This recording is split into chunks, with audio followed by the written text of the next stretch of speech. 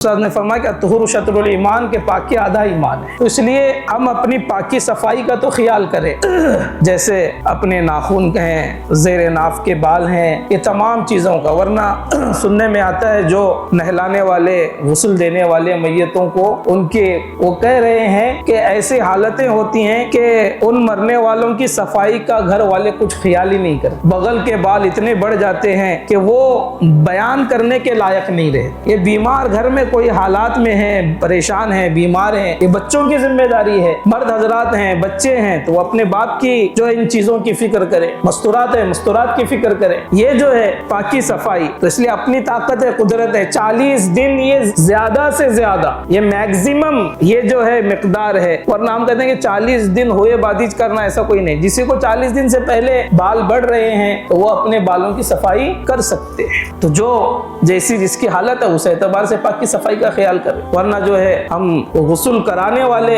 ये हालात पेश कर रहे हैं कि ऐसी हालतें होती हैं कि उनकी सफाई का कुछ भी ख्याल नहीं किया जाता। ये कई महीनों से वो है कि सफाई नहीं हुई है। तो मेरे भाइयों, इन चीज़ों की तरफ गौर करना है कि अपनी दाखिली जो भी सफाई है और जो तहारत है, उस तहारत के एतबार से हम जो है पाकी सफाई का ख्याल करें।